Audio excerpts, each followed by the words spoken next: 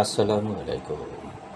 আজ 19 এপ্রিল 2026 খ্রিস্টাব্দ, 6 বৈশাখ 1433 বঙ্গাব্দ, 30 শাওয়াল 1447 হিজরি, রবিবার। সংবাদ পাঠ করছি মনির হোসেন কামাল। প্রথমেই শুনবেন সংবাদ শিরোনাম। এইচএসসি পরীক্ষা শুরু 2 জুলাই। বেড়েছে জ্বালানি তেলের দাম। নতুন করে হামে আক্রান্ত 34। ভোলায় প্রবাসীর স্ত্রীকে কুপিয়ে হত্যা। ট্রাক চাপা দিয়ে পাওনাদারকে হত্যা। ঝালকাঠিতে ঘরের চাল থেকে পড়ে মিস্ত্রির মৃত্যু। অপমানে তরুণীর আত্মহত্যা। মাইকিংয়ে রেকর্ড করা হয় লোকবেতারে। শুনলেন সংবাদ শিরোনাম, এবার বিস্তারিত। চলতি বছরের উচ্চ মাধ্যমিক সার্টিফিকেট, এইচএসসি ও সমমানের পরীক্ষা শুরু হবে আগামী 2 জুলাই। শিক্ষা মন্ত্রণালয়ের মাধ্যমিক ও উচ্চ শিক্ষা বিভাগের সভায় ঢাকা শিক্ষা বোর্ডের চেয়ারম্যান খন্দকার এহসানুল কবির জানিয়েছেন, আমরা জুলাইয়ের 2 তারিখ এইচএসসি ও সমমানের পরীক্ষা শুরু করব। 1 সপ্তাহের মধ্যে আমরা তাদের রুটিন দিয়ে দিচ্ছি এবং 5 সপ্তাহের মধ্যে আমরা এই পরীক্ষা শেষ করব। এবারের এইচএসসি পরীক্ষায় দেশের 9টি সাধারণ শিক্ষা বোর্ডে অভিন্ন প্রশ্নপত্রে পরীক্ষা অনুষ্ঠিত হবে। এছাড়া মাদ্রাসা ও কারিগরি শিক্ষা বোর্ডেও অভিন্ন প্রশ্নপত্রে পরীক্ষা অনুষ্ঠিত হবে। বেড়েছে জ্বালানি তেলের দাম। প্রতি লিটার ডিজেলের দাম 115 টাকা, কেরোসিন 130, অকটেন 140 ও পেট্রোলের দাম 135 টাকা নির্ধারণ করা হয়েছে। নতুন এ দাম আজ থেকে কার্যকর হচ্ছে। গত 24 ঘন্টায় নতুন করে হামে আক্রান্ত হয়েছে 34 জন। চলতি বছরে হামে আক্রান্ত রোগীর সংখ্যা 291 জন।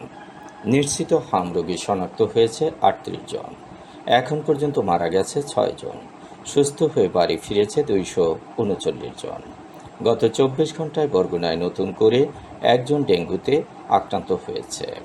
চলতি বছরে এখন পর্যন্ত ডেঙ্গু আক্রান্ত রোগীর সংখ্যা 72 জন। হাসপাতালে ভর্তি আছেন 6 জন। গত 24 ঘন্টায় ডায়রিয়ায় আক্রান্ত হয়েছে 83 জন। চলতি বছরে ডায়রিয়ায় আক্রান্ত রোগীর সংখ্যা 3143 জন।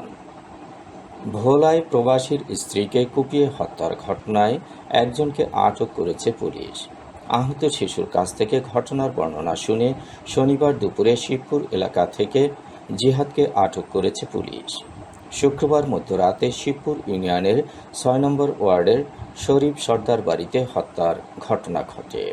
নিহত নাসিমা বেগম ওই এলাকার সংযুক্ত আরব আমিরাত প্রবাসী আল আমিনের স্ত্রী। আহত 10 বছর বয়সী আবির হোসেন ভোলা 250 শয্যা জেনারেল হাসপাতালে চিকিৎসাধীন। আটক জিহাদ স্থানীয় সাবেক ইউপি সদস্য প্রয়াত জামাল উদ্দিনের ছেলে। আহত শিশু আবির জানায়, শুক্রবার রাতে অন্ধকার ঘরে ঘুমন্ত অবস্থায় মোবাইলের ফ্ল্যাশ লাইট জ্বালিয়ে নাসিমা বেগমকে ধারালো অস্ত্র দিয়ে এলোপাতাড়ি কোপানো হয়। এ সময় নিহতের সন্তানকেও হত্যার চেষ্টা করা হলে সে মারা যাওয়ার ভান করে পড়ে থাকে। পরে তাকে মৃত ভেবে হামলাকারী পালিয়ে যায়। তবে মোবাইলের আলোতে শিশুটি খুনিকে চিনতে পারে। জিহাদ গতকাল সকালে আবিরকে দেখতে হাসপাতালে যায়। এ সময় আবির তাকে দেখে চিনতে পেরে চিৎকার করে বলে ওঠে, তুই আমার মাকে হত্যা করে আবার এখানে এসেছিস? একথা বলার সঙ্গে সঙ্গে জিহাদ হাসপাতাল থেকে পালিয়ে যায়। পরে শিবপুর এলাকা থেকে জিহাদকে আটক করা হয়। চট্টগ্রামের হাটহাজারীতে পাওনা টাকা চাওয়ার জেরে কৃষক দলের এক নেতাকে ট্রাক চাপায় হত্যা করেছে। শনিবার রাত 10টার দিকে মির্জাপুর ইউনিয়নের সরকারহাট বাজার এলাকায় চট্টগ্রাম খাগড়াছড়ি সড়কে এ ঘটনা ঘটে। নিহতের নাম মোহাম্মদ ফয়সাল। তিনি একই ইউনিয়নের 3 নম্বর ওয়ার্ডের সাবেক ইউপি সদস্য মৃত আব্দুল মালেকের ছেলে। এছাড়া তিনি উপজেলা কৃষক দলের যুগ্ম আহ্বায়ক পদে ছিলেন। এ ঘটনায় আজ সকালে হাটহাজারী থানায় একটি হত্যা মামলা হয়েছে। এতে পাওনা টাকার জন্য হত্যার অভিযোগ আনা হয়েছে। নিহত ফয়সাল তার প্রতিবেশী ট্রাক চালক মোহাম্মদ জুয়েলের কাছ থেকে প্রায় 35,000 টাকা পেতেন। পাওনা টাকা নিয়ে তাদের মধ্যে বিরোধ চলে আসছিল। গতকাল রাতে পাওনা টাকা চাইলে ফয়সালকে সড়কে আসতে বলেন জুয়েল। পরে জুয়েল তাকে ট্রাক চাপা দিয়ে হত্যা করে। ঝালকাঠির রাজাপুরে বসতঘরের টিনের চাল পরিবর্তনের কাজ করতে গিয়ে নিচে পড়ে এক মিস্ত্রির মৃত্যু হয়েছে। গতকাল বিকেল 4:30টার দিকে বাগরি 1 নম্বর ওয়ার্ডের জোড়া মসজিদ এলাকায় এ ঘটনা ঘটে। নিহত সেন্টু হাওলাদার একই ওয়ার্ডের বাঁশতলা এলাকার মৃত তৈয়ব আলী হাওলাদারের ছেলে। তিনি পেশায় ছিলেন কাঠমিস্ত্রি। বাগরি এলাকার বাসিন্দা পিয়ার আহমেদ লিটনের পুরাতন বাড়ির টিনের চাল পরিবর্তনের কাজ করছিলেন সেন্টু হাওলাদার। এ সময় হঠাৎ মাথা ঘুরে তিনি চাল থেকে নিচে পড়ে যান। এতে ঘটনাস্থলেই তার মৃত্যু হয়। ধারণা করা হচ্ছে তিনি স্ট্রোক করে মারা গেছেন। মানিকগঞ্জের শিবালয় উপজেলায় গ্রাম্য সালিশে প্রকাশ্যে কিল ঘুষি লাঠি ও মানিকগঞ্জের শিবালয় উপজেলায় গ্রাম্য সালিশে প্রকাশ্যে কিল ঘুষি লাঠি দিয়ে দীর্ঘ সময় ধরে শারীরিক নির্যাতন চালানোর অপমান ও মানসিক চাপ সহ্য করতে না পেরে নাজমা আক্তার নামে এক তরুণী আত্মহত্যা করেছে। গতকাল সন্ধ্যায় উত্তর কাশাদহ এলাকায় এ ঘটনা ঘটে। নাজমা শিবালয় মডেল ইউনিয়নের 7 নম্বর ওয়ার্ডের বাসিন্দা খালেক পেয়াদার মেয়ে। জীবিকার তাগিদে একটি তালা তৈরির কারখানায় কাজ করতেন। নাজমার ব্যক্তিগত সম্পর্ক নিয়ে অভিযোগ তুলে 17 এপ্রিল রাতে তার বাবার বাড়িতে একটি গ্রাম্য সালিশ বসানো হয়। স্থানীয় মাতব্বর আজিজ খানের নেতৃত্বে অনুষ্ঠিত ওই বৈঠকে নাজমা ও এক যুবককে সবার সামনে মারধর করা হয়। কিল ঘুষি লাঠি দিয়ে দীর্ঘ সময় ধরে তাদের উপর নির্যাতন চালানো হয়। ঘটনার একটি ভিডিও রয়েছে। পরদিন সকালে নাজমা কর্মস্থলে গেলেও বিকালে বাড়ি ফিরে আসেন। পরে সন্ধ্যার দিকে নিজ ঘরে আত্মহত্যা করেন। মাইকিংয়ে রেকর্ড করা হয় লোকবেতারে। সুমধুর ও সুস্পষ্ট কণ্ঠে মাইকিংয়ের জন্য লোকবেতারের বিকল্প নেই। লোকবেতারের সাউন্ডপ্রুফ স্টুডিওতে করা হচ্ছে গান ও নাটকের রেকর্ড। সেই সাথে লোকবেতারে নামমাত্র টাকায় প্রচার করা হচ্ছে বিজ্ঞাপন। 15 সেকেন্ডের বিজ্ঞাপন প্রচারিত হচ্ছে মাত্র 500 টাকায়। 30 সেকেন্ডের বিজ্ঞাপন 1000 টাকা, 45 সেকেন্ডের বিজ্ঞাপন 1500 টাকা আর 1 মিনিটের বিজ্ঞাপন প্রচার করা হয় মাত্র 2000 টাকায়।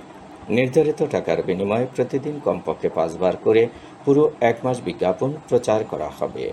মাইকিং ও বিজ্ঞাপনের জন্য যোগাযোগ করবেন 0-7755664445 নম্বরে। এবারে শুনবেন আবহাওয়ার খবর।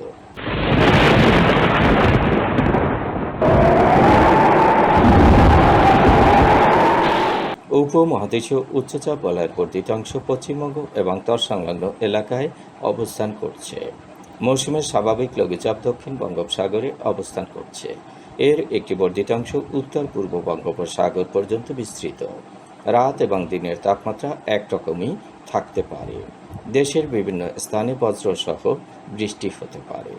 আজ দেশের সর্বোচ্চ তাপমাত্রা ছিল রাজশাহীতে 36.3 ডিগ্রি সেলসিয়াস এবং সর্বনিম্ন তাপমাত্রা ছিল কুমারখালীতে 19 ডিগ্রি সেলসিয়াস। বরগুনার সর্বোচ্চ তাপমাত্রা 34.4 ডিগ্রি সেলসিয়াস, সর্বনিম্ন 26 ডিগ্রি সেলসিয়াস। আগামীকাল সূর্যোদয় হবে ভোর 5:34। সংবাদ শেষ করার আগে শিরোনামগুলো আবার পড়ছি। এইচএসসি পরীক্ষা শুরু 2 জুলাই। বেড়েছে জ্বালানি তেলের দাম। নতুন করে হামে আক্রান্ত 34।